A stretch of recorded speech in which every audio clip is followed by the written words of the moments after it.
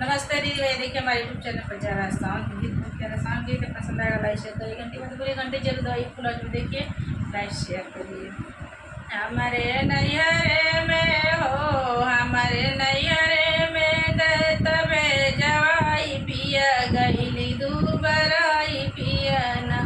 हमारे नैहरे में हो, हमारे नैहरे में तबे जवाई पिया गईली दूबराई पिया ना।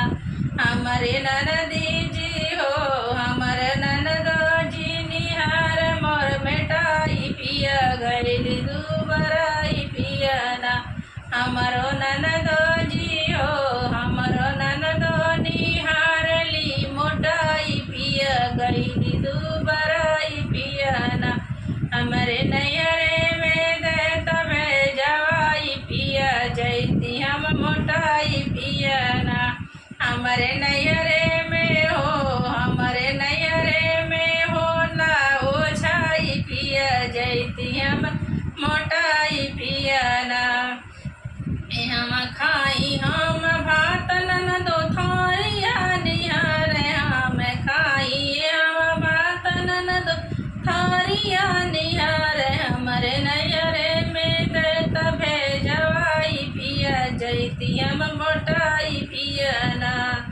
हमारे नैहरे में खैती काजू किस्मत पिया जैती हम मोटाई पिया ना। अपने नैहरे में खैती काजू किशमिश पिया जैती हम मोटाई पिया ना। जब करक पर कारण नदी भागी जाले बाहर, जब करक रह कारण नदी भागी जाले बाहर। जब खाना बना के धई दे पिया आई के निखाल पिया ना।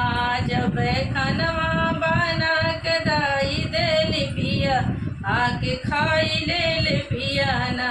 हमारी गोतिनी जी हो, हमारी गोतिनी जी निहार मोर मोटाई पिया गईली दूबराई पिया ना। हमके नैहरे में हो, हमके नैहरे में तबे जवाई पिया जैती हम मोटाई पिया ना।